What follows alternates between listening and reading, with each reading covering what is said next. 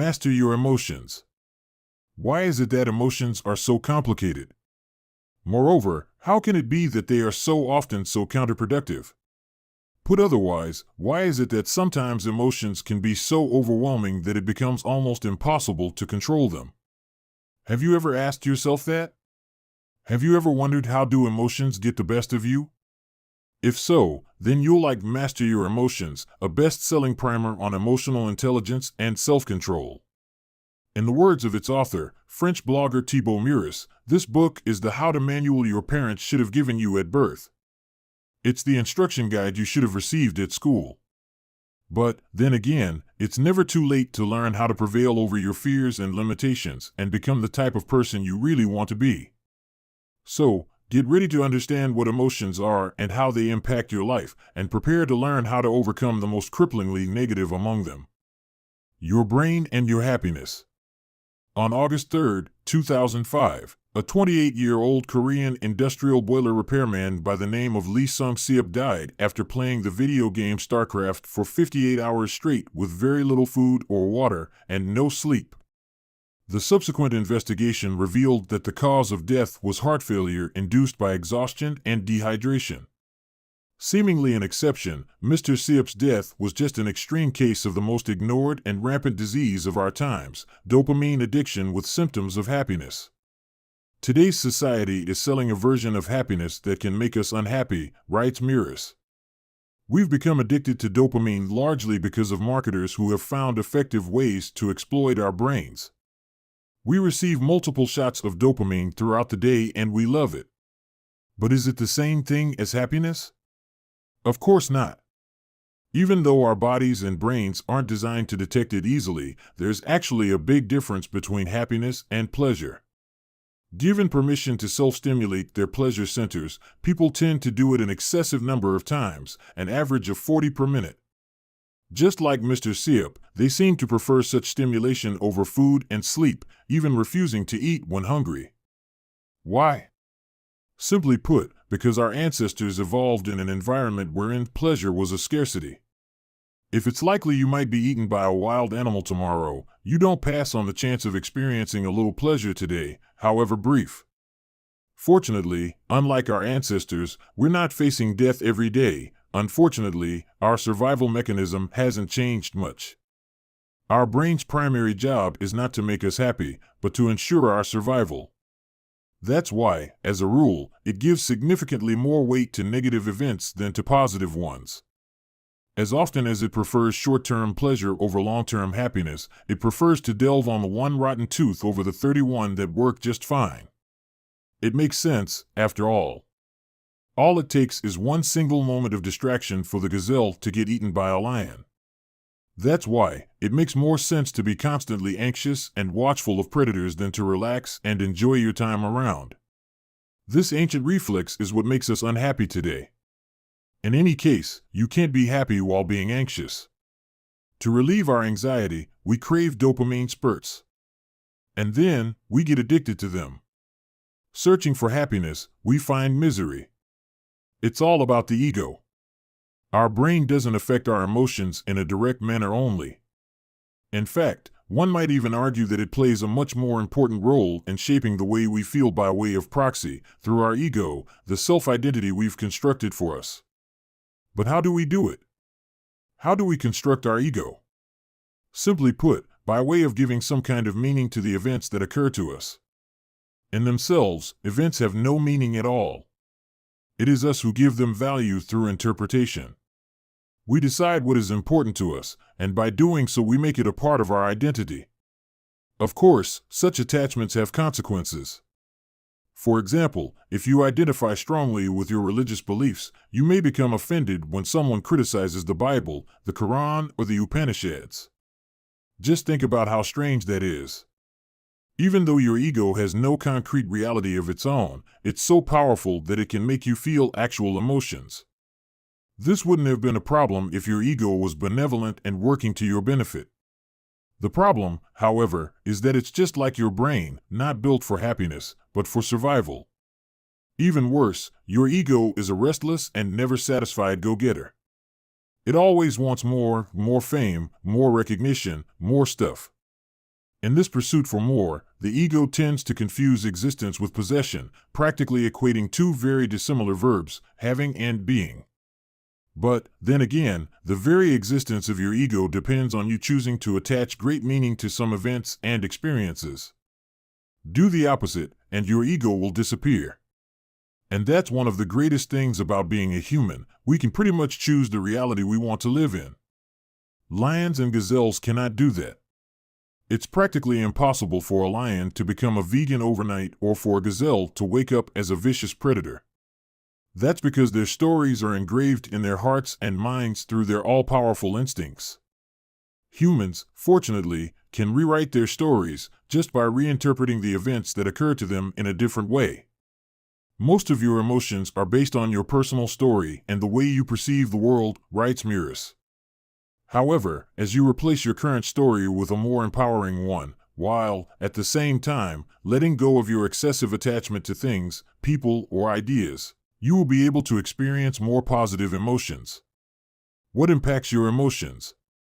According to Russian-born American psychologist Sonia Lyabomirsky, the best-selling author of The How of Happiness, 50% of your happiness is determined by genetics, 40% by internal factors, and only 10% by external factors.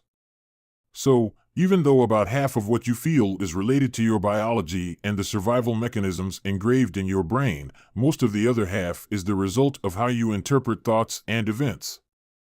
The last 10% belongs to some external things that can also play a role in determining the quality of your emotions and therefore the quality of your life.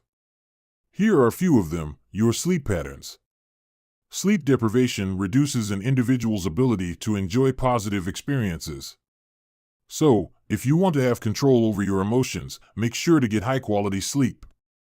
Avoid using electronic devices after going to bed, as well as drinking too much water during the 2 hours before. Try to institute an evening ritual, such as going to bed at the same time every night. You can also try listening to soothing music or reading so as to relax more and better. Your body. As social psychologist Amy Cuddy says, our bodies change our minds change our behavior, and our behavior changes our outcomes. In other words, simply by changing your body language and your body posture, you can alter the way you feel. So, try to exercise more. Failing to exercise when you feel bad, says psychologist Michael Otto, is like explicitly not taking an aspirin when your head hurts. Your thoughts. Your thoughts create your ego, and your ego creates your reality. That's why rather than being anxious and thinking about what you don't want, you should constantly think about what you want out of life. At the end of the day, you become what you think about all day long. There's a reason why meditation and visualizations have been around for so long. Simply put, they work. Your words. Just by using some words and phrases such as could, try, or if, you're setting yourself up for failure. Use I will, definitely, and without any doubt instead. Also use positive affirmations because it has been shown that they can condition your mind to act in a certain way. Your breathing. Most people don't know how to breathe properly. Eastern sages, on the other hand, have known for centuries that different breathing techniques can induce different emotions. Indeed, studies have shown that whereas slow breathing reduces anxiety, rapid breathing relieves stress. Use the power of the internet to learn how to breathe. As everything else, it's a skill. Music. Music has numerous psychological benefits. Not only can it reduce stress and improve cognitive performance, but it can also help you relax when you're tired or make you feel better when you're sad. Moreover, some songs, such as, say, the themes from Rocky or Karate Kid, are inspiring and can help you get through an interview or persevere when you're at the gym. Don't ever underestimate the power of music. Sometimes, taking control over your emotions starts with hearing the right beat. How to change your emotions. In order to alter and modify something, you must first understand how it's made. Unfortunately, even though many people desperately want to change how they feel, only a few realize how emotions are actually formed. To understand that, we must first differentiate between two types of emotions.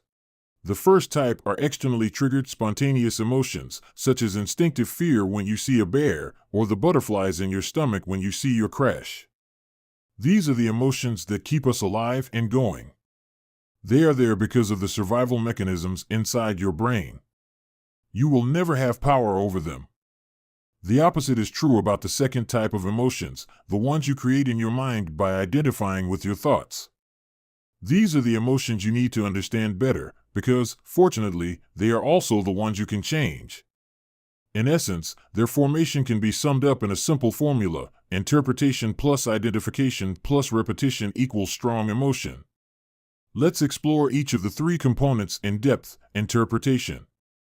For any kind of non-spontaneous emotion to arise in you, you must first add your interpretation to a specific event. This interpretation is usually based on your ego, that is to say, your personal story. Reality in itself can never be upsetting, says Murris. Your interpretation of reality is what creates suffering in your life. The flip side is that simply by changing your story, you can change your emotions as well. Just think about it this way: would you feel angry at someone for their political views if you stopped thinking about your political beliefs as part of your ego? Identification.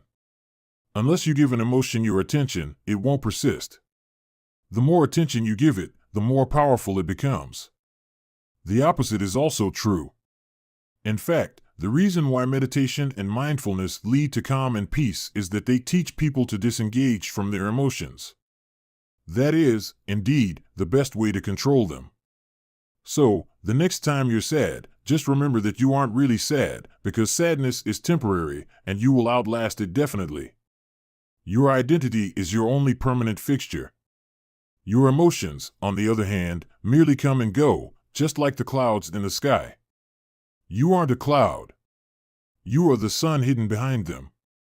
Or, even better, you are not your clothes, you are the body they cover. Repetition. Having the same emotions over and over again can lead to them becoming a part of your character. For example, if you can't forget what you believe your friend did to you, the feelings of resentment will evolve in a long-term grudge and, possibly, bring an end to your friendship. That's why letting go of your emotions is so liberating. It's like throwing away a winter coat on a sunny day. To do so, try simply to observe your emotions with detachment and to label them properly. If you like, you can also use Hale Dwoskin's Sedona method. It encompasses the following steps. 1. Choose an emotion and give it your complete focus. 2. Now, ask yourself whether you'd want to release it, allow it, or welcome it. 3. Depending on the answer, ask yourself when should you do it. The only valid answer should be now. 4. Repeat the process as many times as necessary. As simple as the Sedona technique might sound, it's very effective. Because it opens the eyes of the mind to the most important truth you'll ever learn, that you are not your emotions, and that they can be under your control. Final notes. Not all books need to be revolutionary to be impactful. Master Your Emotions is proof of this. Brief and simple, it offers absolutely nothing new or revelatory. But it's still an informative, stimulating read.